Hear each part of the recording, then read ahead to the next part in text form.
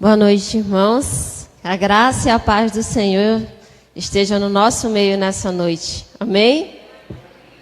É muito bom estar novamente aqui com os irmãos nessa noite, em que nós acabamos de adorar o nosso Deus enquanto cantamos, reconhecendo a sua grandeza, o seu poder.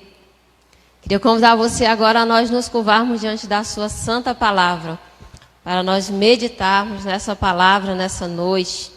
Então, abra comigo a sua Bíblia, no livro de Atos dos Apóstolos, no capítulo 4.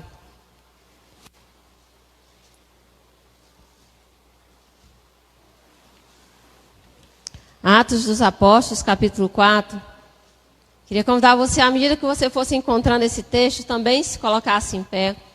Nós vamos ler a palavra do Senhor. Você que está na sua casa é convidado também abrir a sua Bíblia para nós meditarmos na palavra do Senhor. Nós vamos ler a partir do verso 1 até o verso 31. Um texto um pouco longo, mas necessário para a nossa compreensão. Amém? Vamos ler a palavra do Senhor. E estando eles ainda falando ao povo, sobrevieram os sacerdotes e o capitão do templo e os saduceus, doendo-se muito de que ensinassem o povo e anunciassem em Jesus a ressurreição dos mortos. E lançaram mão deles e os encerraram na prisão até o dia seguinte, pois já era tarde. Muitos, porém, dos que ouviram a palavra, creram, e chegou o número desses homens a quase 5.000. E aconteceu no dia seguinte, reunirem-se em Jerusalém os seus principais, os anciãos, os escribas, e Anás, o sumo sacerdote, e Caifás, e João e Alexandre, e todos quanto haviam da linhagem do sumo sacerdote. E pondo-os no meio, perguntaram: com que poder ou em nome de quem fizeste isso? Então, Pedro, cheio do Espírito Santo, lhe disse: principais do povo, e vós, anciãos de Israel, visto que hoje somos interrogados acerca de um benefício feito a um homem enfermo e do modo como foi curado, seja conhecido de vós todos e em todo o povo de Israel, que em nome de Jesus Cristo, o Nazareno, a quem vós crucificastes e a quem Deus ressuscitou dos mortos, em nome desse é que estação diante de vós. E ele é a pedra que foi rejeitada por vós, os edificadores, a qual foi posta por cabeça de esquina. E em nenhum outro há salvação, porque debaixo do céu nenhum outro nome há dado entre os homens pelo qual devamos ser salvos. Então, eles, vendo a ousadia de Pedro e João, e informados de que eram homens sem letras e indoutos, se maravilharam.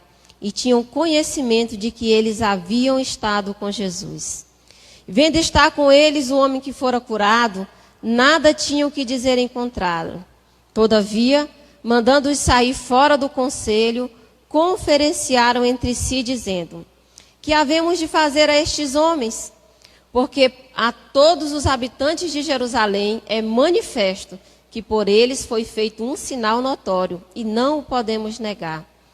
Mas para que não se divulgue mais entre o povo, ameacemo-los para que não falem mais nesse nome a homem algum. Então, chamando-os, disseram que absolutamente não falassem nem ensinassem no nome de Jesus. Pedro, porém, respondendo, disse-lhes: julgai vós se é justo diante de Deus ouvir antes a vocês a voz do que a Deus. Porque nós não podemos deixar de falar do que temos visto e ouvido. Mas eles ainda os ameaçaram, e não achando motivo para os castigar, deixaram ir por causa do povo, porque todos glorificavam a Deus pelo que aconteceram. Pois tinha mais de 40 anos o homem em quem se operara aquele milagre de saúde. E soltos eles foram para os seus, e contaram tudo o que lhes disseram os principais dos sacerdotes e os anciãos. E ouvindo eles isto, unânimes levantaram a voz a Deus e disseram: Senhor, Tu és o que fizeste o céu e a terra, o mar e tudo o que neles há, que disseste pela boca de Davi teu servo. Por que bramaram as gentes e os povos pensaram coisas vãs?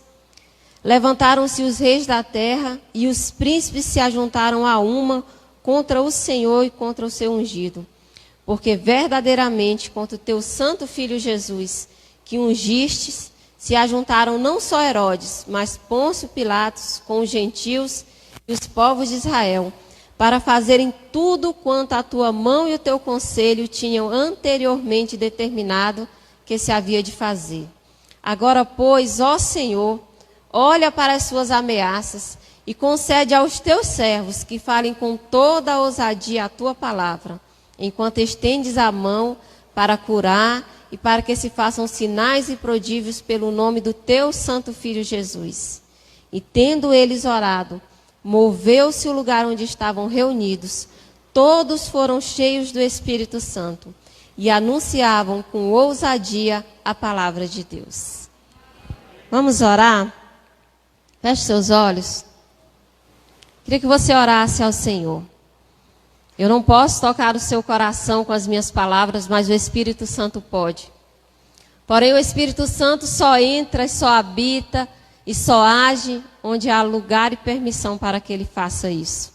Então vamos orar e pedir que nessa noite ele fale conosco, pela sua misericórdia, ele use a minha vida e fale ao seu coração. Vamos orar. Ó Deus, nosso Pai amado, nós continuamos exaltando o seu nome, pela tua grandeza, pelo teu poder, pela alegria, ó Deus, que invade o nosso coração de estarmos na tua casa, na tua presença, reunidos, ó Deus, para adorar o Senhor. Reunidos, ó Pai, agora diante da tua santa palavra. Nós cremos, ó Deus, como ela mesmo diz, que ela tem poder para penetrar o mais profundo da nossa alma e também para nos instruir, para que vivamos uma vida que agrade o Senhor. Suplicamos que o teu Santo Espírito, ó Deus, use de misericórdia conosco nessa noite. Abra o nosso entendimento, o nosso coração e nos instrua, ó Pai, que o teu nome seja hoje e sempre glorificado nas nossas vidas. Nós oramos a ti, ó Senhor, em nome de Jesus. Amém. Você pode sentar, meu irmão. Quero falar com você hoje sobre o tema discípulos comprometidos com a missão.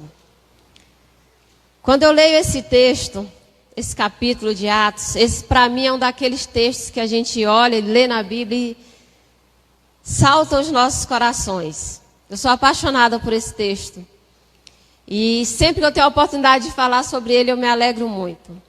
Porque ele nos traz encorajamento para que nós possamos cumprir a nossa missão aqui nessa terra.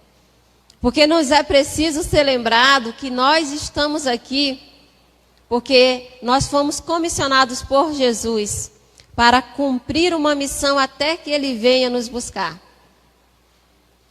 Nós fomos resgatados do mundo, fomos trazidos para a luz de Cristo e ele tem permitido que nós continuemos nessa terra, não é à toa. Não é apenas para acumular bens. Não era apenas para desfrutarmos da comunhão uns dos outros. Não. Nós estamos aqui ainda, porque nós temos uma missão a cumprir.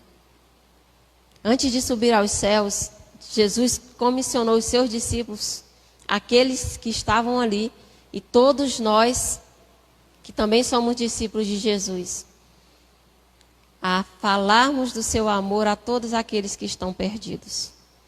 E ele disse isso, está registrado lá em Mateus 28, 19 e 20. Ele diz: vão, preguem o evangelho, ensine, batizem as pessoas. Essa é a nossa missão. E nós precisamos nos lembrar que Deus comissionou alguns missionários para saírem e irem a campo anunciar o evangelho. É bem verdade. Mas todos nós somos chamados a, como discípulos de Jesus, cumprirmos a nossa missão. Então eu quero compartilhar com você hoje como nós olhamos para a vida de Pedro e João nesse texto e os enxergamos como discípulos comprometidos com a missão. Jesus subiu aos céus e eles se comprometeram com a missão que Jesus tinha dado. Como eles agem E que essas lições que nós vamos tirar nesse texto, elas se reflitam também na nossa vida. Porque da mesma maneira nós somos discípulos de Jesus. Nós não podemos deixar, irmãos, que o cenário atual, não é porque nós estamos em uma pandemia, que nós deixamos de ter a responsabilidade de pregar o Evangelho. De maneira nenhuma. Hoje se faz muito mais necessário. As pessoas estão morrendo aos milhares. Estão morrendo sem Cristo, sem salvação. E nós não podemos nos calar diante disso. Então eu quero que você olhe comigo para esse texto. E 6 características, 6 atitudes desse homem, 6 momentos chamam a minha atenção. Eu quero compartilhar com você. Para entender isso, nós precisamos entender que esse capítulo fala do capítulo 3. Capítulo 3 de João nos conta do dia em que Pedro e João vão ao templo, à hora da oração, e entrando no templo, há um homem que está ali à porta do templo, mendigando, e ele olha para Pedro e João, né, esperando, pedindo uma esmola, mas pelo contrário, ao invés de receber uma esmola, um dinheiro, ele recebe a cura, porque os discípulos oram para ele e dizem: nós não temos ouro, nós não temos prata, mas o que nós temos, nós te damos. Em nome de Jesus, levanta e anda. E aquele homem levantou, andou, entrou no templo, né, atrás de Pedro e João, glorificando a Deus. Isso causou um grande tumulto. As pessoas viram um homem que elas estavam acostumadas a ver à porta do templo, agora dentro do templo, andando, saltando, glorificando a Deus. E elas cercam os discípulos ali, Pedro e João, naquele momento. E aí é nesse momento que se dá todo o acontecido do capítulo 4. Que eles foram cercados ali, não perderam a oportunidade, pregaram o Evangelho e aí por isso foram presos. Mas vamos olhar o texto com calma. Logo no começo desse texto, dos versos de 1 a 7, eles nos mostram que discípulos comprometidos com a missão sempre vão enfrentar oposição. Discípulos comprometidos com a missão sempre vão enfrentar oposição. Os discípulos estavam aqui falando, o texto diz que eles ainda estavam falando, quando de repente veio o sacerdote, o capitão do templo, os anciãos e os cercaram. Eles ainda estavam pregando para a multidão. E essa pregação foi interrompida pela entrada das autoridades do povo judeu. Os anciãos, o sacerdote, o chefe do templo, eles entram, interrompem aquela pregação. E o texto diz que eles prendem Pedro e João. Eles impedem que eles continuem a pregação. Eles enfrentam, né, no seu desafio de cumprir a missão, grande oposição. E isso não aconteceu apenas com Pedro e João. Aconteceu com o apóstolo Paulo, tantas e tantas vezes. Aconteceu com o próprio Jesus, que enfrentou forte oposição ao seu ministério. Aconteceu com a igreja do Senhor, os cristãos primitivos, que foram perseguidos, expulsos das suas casas. Isso acontece, irmãos, porque quando nós nos movemos do nosso lugar para pregar o Evangelho, nós incomodamos o reino das trevas. Nós incomodamos o pecado que reina neste mundo. Então nós não podemos, de maneira romântica, achar que nós vamos pregar o Evangelho e nós não vamos causar incômodo. O verdadeiro Evangelho de Cristo incomoda o mundo, incomoda o pecador, incomoda as trevas. Porém, essa não pode ser uma desculpa para não pregarmos o Evangelho, de maneira nenhuma. Eles enfrentam essa grande oposição. A igreja primitiva enfrentou a oposição que se levantou. É interessante que nós observamos nesse nosso tempo que a vida dos cristãos é muito tranquila. Não que eu não acho que você deva desejar paz, mas é que quando nós estamos quietinhos, irmãos, guardados, quando nós estamos imóveis, quando nós estamos calados, nós não pregamos o Evangelho, nós não incomodamos. Na verdade, nós fazemos um favor ao reino das trevas quando nós ficamos quietinhos no nosso canto. E nós permitimos que o inferno continue se enchendo das muitas pessoas que morrem sem conhecer o Evangelho de Cristo.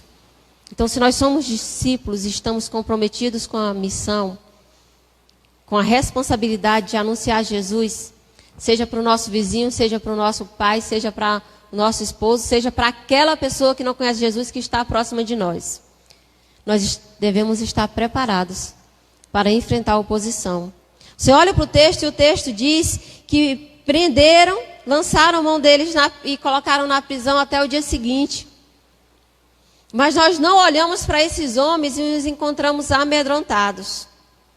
Nós precisamos ser fortes e corajosos, como o Senhor disse, para que no momento em que a oposição bata à nossa porta, nós estejamos prontos para nos mantermos firmes. E precisamos abrir um parêntese e nos lembrar que a oposição nem sempre vai ser dizer a alguém: eu não quero ouvir o Evangelho, não pregue o Evangelho. E nos lembrar que nós vivemos nesse tempo grande oposição. Grande oposição para não pregar. Em segundo lugar, e eu disse que são 6 características, então não vou me demorar nelas. O texto nos diz que discípulos, nos mostra, discípulos comprometidos com a missão, são ousados na pregação do Evangelho. O texto diz que eles foram presos, guardados na prisão até o dia seguinte. No dia seguinte, eles reuniram o Sinédrio, as principais autoridades do povo, e colocaram no meio Pedro e João. O verso 7 vai dizer isso: e pondo-os no meio, os perguntaram: com que autoridade vocês estão fazendo isso? Eu fiquei imaginando, e eu penso que todo judeu deveria sentir um frio na barriga quando se colocasse diante do Sinédrio. O Sinédrio é aquele mesmo tribunal que julgou o Senhor Jesus e o crucificou. E aqueles homens se colocam ali. E eles são interrogados. E eles dizem: por que vocês estão pregando? Que história é essa de pregar que Jesus ressuscitou? E o texto diz que Pedro, cheio do Espírito Santo, ele se volta para aqueles homens e diz: chefes do povo, principais. E aí ele começa a dizer: olha, é em nome de Jesus, o Nazareno, aquele que vocês crucificaram. Ele não apenas prega agora para o Sinédrio, mas ele acusa o Sinédrio e diz: vocês crucificaram, é naquele mesmo que vocês crucificaram. Eles não se calam. Eles são ousados. Irmãos, quantas vezes nós nos calamos diante da primeira oposição, do primeiro não da pessoa. Da primeira vez que a pessoa diz: nós não vamos falar disso, nós nos damos por vencidos. Pedro, ele encara aquelas autoridades. Eles são ousados. Nós precisamos ser ousados, irmãos. Nós precisamos ir além dos empecilhos que o reino das trevas está colocando para que o evangelho não seja pregado. Nós precisamos ter ousadia. E ousadia é coragem para fazer o que os outros não estão fazendo. É coragem para ir além, é para sair do meu comodismo e me lembrar que eu não estou aqui a passeio. Talvez o que mais nós precisamos nesse tempo é ter o entendimento que Pedro tinha. Quando Pedro mais tarde vai escrever a sua carta, as suas cartas, né? Ele diz: nós somos peregrinos aqui nessa terra. Ele começa a sua carta de 1 de Pedro dizendo aos cristãos que são peregrinos, forasteiros. Nós só vamos entender a nossa missão e ter ousadia para pregar quando nós entendemos que aqui não é o nosso lugar. Não é. Aqui não é o nosso lugar. Nós não viemos para ficar, irmãos. Nós viemos para cumprir uma missão. E pode ser que o nosso Deus nos chame de volta e nós não tenhamos cumprido o nosso papel, porque nós nos envolvemos nos negócios dessa vida. E os negócios dessa vida, eles são um instrumento de Deus para a pregação do Evangelho. Por que Deus colocou você naquele emprego? Por que Deus abriu aquela porta? Será que foi somente para você acumular? Foi somente para que você pudesse descansar? Não. Por que Deus colocou você naquele bairro? Por que Deus abriu uma porta para que você comprasse uma casa? Às vezes tão longe da igreja. Nós precisamos encarar a nossa vida a partir da missão que eu estou aqui para cumprir. Se eu estou aqui para pregar o Evangelho, as outras coisas, elas giram em torno de pregar o Evangelho. Nós queremos separar um dia, um momento da nossa vida para pregar o Evangelho. No domingo de tarde, quando nós saímos para fazer evangelho, se bem que nem sai mais, né, Romeu? Isso era de antigamente, nem mais isso. Nós precisamos ser ousados, e ousados, irmãos, é entender o tempo que nós vivemos. Usar as ferramentas que Deus nos deu e não calar a boca diante da dificuldade. E não calar a boca. É pregar o Evangelho. Então, um discípulo comprometido, ele sabe que ele vai enfrentar oposição. Porém, diante da oposição, ele é ousado. Ele não é medroso. Ele não é covarde. Covarde é aquele que não tem coragem de cumprir a sua missão. E muitas vezes nós temos sido covardes. Fazemos tudo, menos pregar o Evangelho. Pedro e João, eles pregam na sua defesa. Porque eles fazem um apanhado e dizem: aquele Jesus que é pedra de esquina, que vocês rejeitaram, olha, aquele Jesus, somente em nome dele você pode ser salvo. Atos 4:12, Pedro diz: em nenhum outro há salvação. Porque debaixo do céu, nenhum outro nome há dado entre os homens pelo qual devamos ser salvos. Tão simples, tão singela, mas tão poderosa a mensagem. Nós precisamos ser ousados. Em terceiro lugar, discípulos comprometidos com o Evangelho são uma imitação de Jesus. Eu queria que você lesse comigo o versículo 13. Diz assim: então eles, o Sinédrio, vendo a ousadia de Pedro e João, informados de que eram homens sem letras, indoutos, se maravilharam. E eu gosto da versão que diz: e reconheceram que eles haviam estado com Jesus. Irmãos, aqueles homens tinham cara de cristão. Hoje a gente tinha cara de crente. Eles olharam para Pedro e João, mas eles viram quem? Jesus. Pedro e João falavam como Jesus, eles falavam com a mesma autoridade que Jesus falava. Eles tinham a mesma visão que Jesus tinha. Você imagina o que Jesus faria diante do Sinédrio? Você lembra quando Jesus foi julgado? Quando ele foi colocado diante de Pôncio Pilatos? O que Jesus faria aqui diante do Sinédrio? Esses homens, eles falam de uma maneira tão impressionante. Eles realizaram uma cura, ou seja, agiram de uma maneira tão impressionante que disseram: não tem jeito. Não tem como dizer que era discípulo de outra pessoa. É discípulo de Jesus. Porque só dá para pregar Jesus se as pessoas verem Jesus na nossa vida. O que há em mim e você que parece com Jesus? O que há em nós que parece com Jesus? O que há no meu e no seu temperamento que lembra as pessoas que Jesus mora dentro de mim e de você? O que há na maneira como eu e você trabalhamos, moramos, que mostra para as pessoas que nós somos raça eleita, como nós lemos. Um povo que foi tirado das trevas e agora está na luz. O Sinédrio não podia, o Sinédrio não tinha condições de dizer algo contra aquele povo. O Sinédrio diz: nós não podemos negar o que eles fizeram.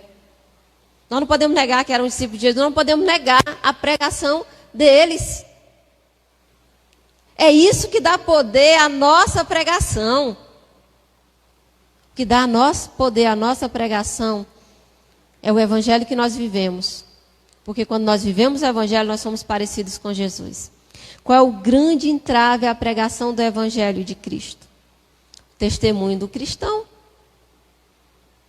O grande entrave à pregação do Evangelho é que eu e você falamos uma coisa, mas vivemos outra.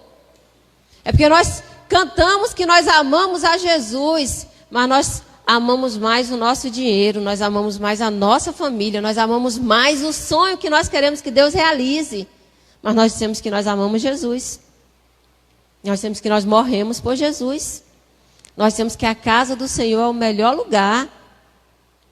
E estamos cansados demais para vir a ela. Aqueles homens não. Eles viviam esse evangelho dia a dia, porque eles não estavam aqui para outra coisa, só para viver o evangelho. Nós estamos distraídos, como Marta, com muitas outras coisas. Muitas outras coisas. E aí nós vivemos a nossa profissão. Nós vivemos, irmãos, as muitas faces, as muitas máscaras que nós colocamos durante a semana. E elas são um empecilho, um entrave. Porque a nossa boca fala, mas as nossas atitudes gritam. Esses homens não. Era visível que um dia eles haviam estado com Jesus. Do dia em que você, pela primeira vez, esteve com Jesus, quais foram as mudanças que aconteceram na sua vida? Você já parou para pensar, se nós tivéssemos nos comprometido em pregar o Evangelho e ganhar pelo menos uma pessoa para Jesus por ano, nós que temos 20 anos de crente, 10 anos de crente, não estaríamos mais nesta igreja. Era preciso um tempo maior. Mas o que dava a esses homens autoridade para pregar, por que as pessoas se convertiam? Porque havia poder e autoridade na pregação de Pedro. Se você voltar lá no verso 4, o verso 3 diz assim: lançaram mão deles e o encerraram na prisão. E o verso 4 diz: muitos, porém, dos que ouviram, creram na palavra. Os pregadores foram presos. Mesmo assim, as pessoas estavam se convertendo. Porque eles não foram presos porque mercadejavam a palavra. Eles não foram presos porque eram falsos pastores. Eles foram presos porque pregavam com ousadia e viviam com veracidade o evangelho da graça. Se nós queremos comprometer-nos com essa missão, e é o que devemos fazer, nós precisamos imitar Jesus. Precisamos fazer ou ter a coragem, a ousadia e a responsabilidade de dizer o que o apóstolo Paulo disse aos coríntios: se sede, pois, os meus imitadores, como eu sou de Cristo. Em quarto lugar, irmãos, um discípulo comprometido com a missão, ele não recua. Ele não recua diante da oposição. Primeiro, eles foram presos. Se você olhar a partir do verso 14, o verso 14 diz que o verso 3, quando eles reconheceram que aqueles homens haviam estado com Jesus, eles tiraram ele da reunião e agora eles vão fazer uma conferência. E agora, o que nós vamos fazer? São discípulos de Jesus, curaram o homem, como é que nós vamos parar com esse negócio? O texto diz que eles tomam uma decisão, nós vamos trazer e nós vamos ameaçá-los. Dizer, nós vamos libertar vocês. Porque eles iam libertar mesmo porque eles estavam com medo da multidão. Né? Eles diziam, nós vamos libertar vocês. Mas vocês não vão mais falar de Jesus. Vocês não vão mais pregar o evangelho. Aí eu fico pensando, irmãos, como meus botões, nos dias de hoje, eu e você presos porque estávamos pregando o evangelho. Quantos de nós não diríamos assim, olha, se você me soltar, nunca mais eu prego, não falo mais, vou ficar caladinho, vou só viver o evangelho. Ainda tem uns que dizem assim, como se isso fosse possível. E ele disse, não, vocês vão ser soltos, mas não vão mais falar. Eles conheciam o poder do Sinédrio, já tinham crucificado Jesus. Mas o texto diz que Pedro e João dizem, lá no verso 19, diz assim, pensem bem, olhem vocês, o que vocês acham que é mais importante? Obedecer vocês ou obedecer a Deus? Obedecer a vocês ou obedecer a Deus? Ele diz, simples, nós não podemos deixar de falar do que temos visto e ouvido. Irmãos, ele diz, nós não vamos recuar, quer soltar? Vamos soltar, mas não vamos pregar. Quer soltar? É um risco que vocês correm, porque eles estavam dispostos a ficarem presos. Eles não tinham medo de ficar presos. Em um outro episódio, eles são presos e eles apanham, né, açoitados. E o texto diz que quando eles são libertados, eles saem glorificando a Deus por terem sido considerados dignos de padecer pelo nome de Cristo. Nós temos medo das autoridades. Nós temos medo que o evangelho seja proibido de ser pregado, porque nós não sabemos se vamos ter coragem para fazer isso. E nós não podemos ser daqueles que recuam. Nós precisamos ser daqueles que avançam. E nós precisamos avançar, irmãos. E avançar não é ir dando passinho após passinho. Avançar é ir com tudo para cima do inimigo. E só tem uma maneira de ir com tudo para cima do inimigo. Pelo poder da palavra. É se nós pregarmos o evangelho. Nós estamos com medo desse vírus. Temos que ter medo, não temos que ter medo, não, essa é a questão. Agora, e onde fica a missão nessa questão? E onde fica a missão? E como é que eu vou reagir diante disso? Ele vai me impedir de pregar o evangelho? Eu fico imaginando, lembrando de Paulo, né? Esses dias atrás o pastor pegou aqui Atos 21, né? Quando Paulo, ele vai a caminho de Jerusalém e vem o profeta, né? E diz, olha, não vá não, porque o que fizeram com esse cinto vão fazer com o dono do cinto. Você lembra desse texto? O povo começa a chorar e dizer, Paulo, não vai, não vai, não vai. E ele diz, por que vocês estão chorando? Por que vocês estão chorando? Eu não estou disposto a ir ser preso, mas a morrer também. Se para isso for preciso para pregar o evangelho. Em um outro momento, Paulo diz, olha, eu não sei de nada, mas eu sei que o Espírito me revela que o que me aguarda são prisões e tribulações. Mas eu vou. Irmãos, nós paramos. Quantas pessoas aceitaram Jesus durante a pandemia? Nós estamos quase 5 meses aí parados, como o mundo, né? Quantas pessoas foram levadas aos pés de Cristo? Quantas pessoas foram? Os irmãos sabem que nós estamos no desafio de plantar um novo trabalho. E não são poucas as vezes que eu tenho ouvido as pessoas dizerem, irmã, tempo de pandemia não é tempo de plantar a igreja. E aí eu tenho dito, as pessoas pararam de morrer sem Cristo, sem salvação? Não existem mais perdidos no mundo? Não sei como, mas nós precisamos continuar a missão. Porque o que Jesus disse foi, até que Ele venha. É até lá, não veio, nós temos missão para fazer. E nós não podemos recuar, de maneira nenhuma. Não importa se a oposição vai vir uma primeira vez, ou se ela vai vir uma segunda vez, ou se você vai continuar, né, recebendo oposição. A nossa missão só termina no dia em que Cristo vier nos buscar. Ai, como eu gostaria que nós pudéssemos chegar diante dele com as mãos cheias de frutos. Porque, queridos, uma coisa nós temos certeza, dessa terra, lá no céu, nosso, só os frutos que nós ganharmos para o Senhor. Nós vamos poder apresentá-los diante do Senhor. Então não importa quem se levante. Todo aquele que se levanta diante de Deus se levanta para cair. Então nós vamos continuar a nossa missão. Em quinto lugar, discípulos comprometidos com a missão, irmãos, enfrentam a luta com oração. Eles saem, o Sinédrio libera e diz, não vão pregar, eles não vão pregar, e eles saem. O texto diz que eles saem e vão direto para os seus. Eles se juntam à igreja, contam o que aconteceu. E aí, a partir do verso 24, o texto diz que unânimes, como um só, eles levantam a voz a Deus em oração. Porque como é que nós lutamos quando a oposição se levanta?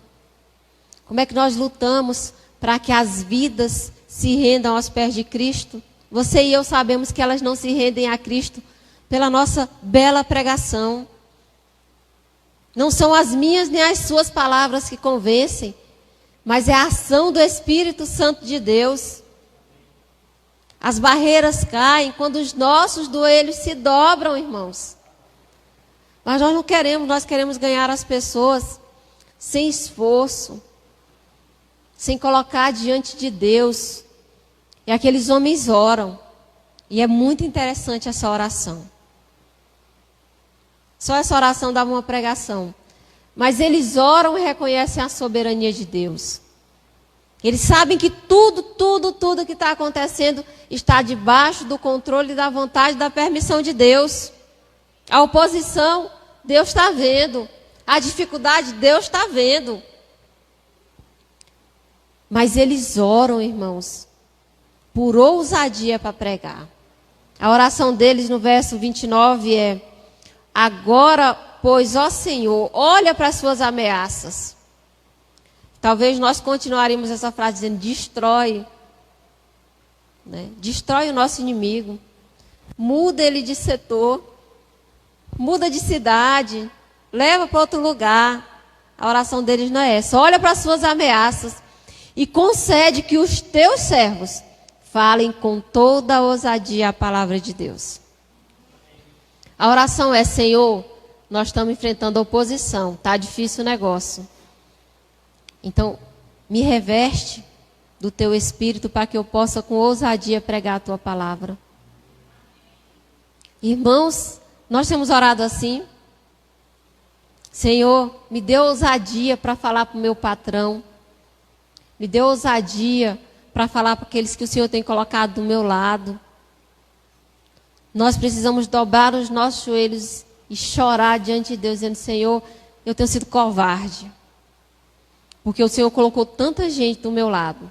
Porque eu estudo um ano inteiro com uma turma de 20, 30, 40 pessoas e eu não falo de Jesus para ninguém. Porque eu trabalho há 20 anos na mesma empresa. Nunca ganhei uma pessoa para Jesus. Porque na minha família eu não tenho coragem para confrontar com a verdade do Evangelho. Nós precisamos orar essa oração e dizer: Senhor, olhe para as minhas dificuldades. Eu não sei se o Senhor quer tirar elas, não. Mas eu preciso de ousadia para pregar a palavra. A oração é: eu preciso pregar a palavra. A oração não é: Senhor, me dá, eu preciso de uma casa. Senhor, me dá, eu preciso de uma namorada. Senhor, me dá, me protege, me guarda. Eles não disseram: Senhor, me guarda do sinédrio. Senhor, me guarda. Não foi, irmãos. A oração foi: Senhor, eu quero pregar. E, irmãos, eu creio que quando nós nos colocarmos de joelhos diante do Senhor, eu quero pregar, as barreiras vão cair. Porque Deus está esperando exatamente que nós façamos isso. Que nós temos um compromisso tal com a missão, que nós vamos orar por poder. Eles não estavam orando por poder para sair se aparecendo por aí, dizendo: é aqui que Deus faz milagre. Não. Era poder para pregar a palavra. E as pessoas eram sim curadas, eram sim libertas, mas era mediante a pregação da palavra de Deus. Como tem sido a nossa oração? Quais são os motivos, os sonhos e os desejos que nos colocam de joelhos na presença de Deus? Eu gosto do profeta Abacuque, que orou por avivamento. Os cristãos primitivos oraram por ousadia. Você está orando por quê? Talvez Deus não está nos dando porque o que nós estamos pedindo é só, como diz Tiago, para gastar nos nossos deleites. Por último, o texto nos ensina que um cristão comprometido, um discípulo comprometido com a missão, ele recebe de Deus a aprovação. O texto se encerra, nessa parte que nós lemos, no verso 31, dizendo: e tendo eles orado, moveu-se o lugar onde eles estavam e todos foram cheios do Espírito. E com ousadia anunciavam a palavra de Deus. Irmãos, Deus manifesta a sua aprovação ali por meio daquele terremoto. As paredes se movem, as cadeiras tremem. Deus dizendo: eu estou escutando a oração de vocês. Eu estou escutando, eu sei qual é a intenção do coração de vocês. Eu estou vendo, eu estou aqui. E eu olho para esse texto e entendo que Deus está dizendo para a igreja: vocês estão no caminho certo. Eu estou aprovando o que vocês estão fazendo. Meus olhos não estão cegos. Deus se manifesta naquele lugar. Se nós tivermos compromisso com essa missão, Deus vai se manifestar na nossa vida. Deus vai agir por nosso meio.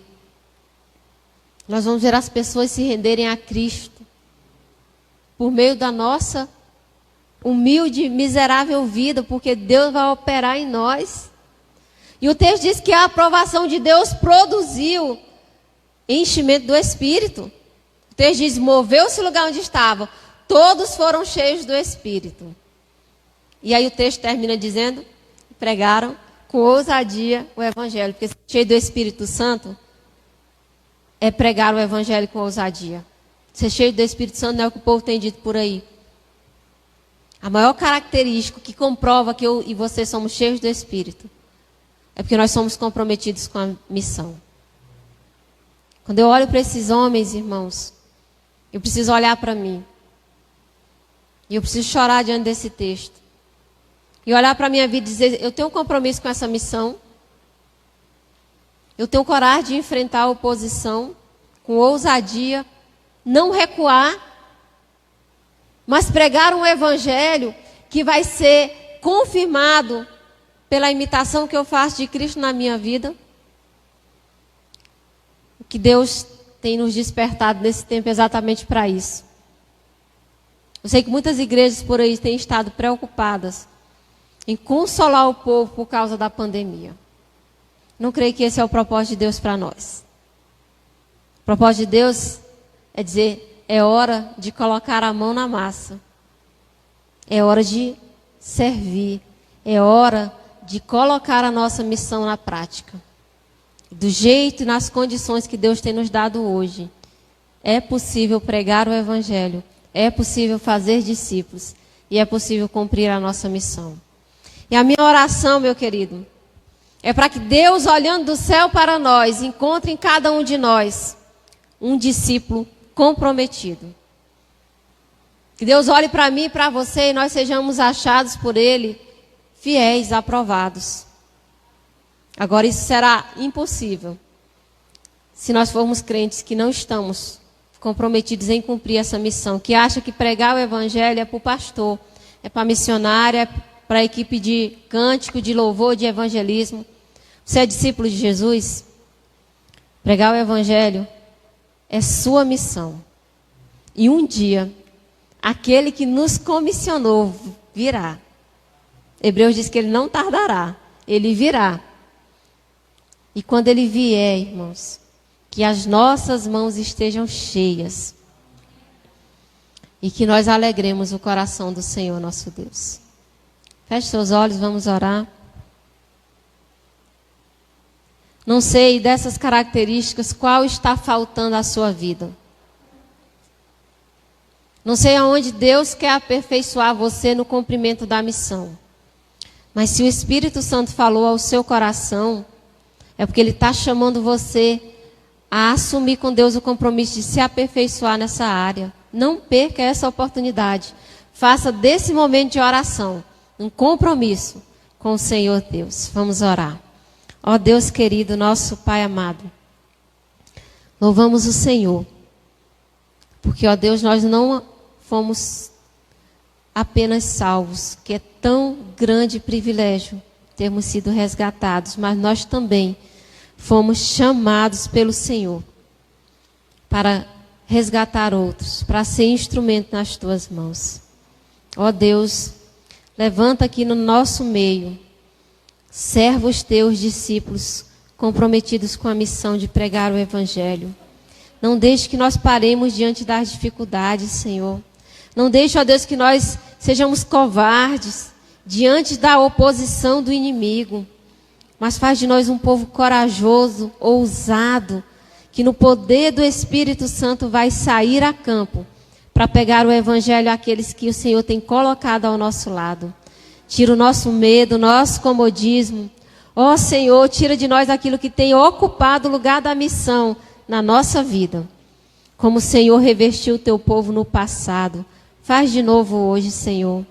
Revista cada um de nós de poder e de ousadia. Que nós possamos ganhar muitas pessoas para o Senhor. Abençoa a tua igreja. Que essa semana, ó Deus, que nós começamos agora, seja uma semana em que nós vamos produzir frutos que glorifiquem o teu nome.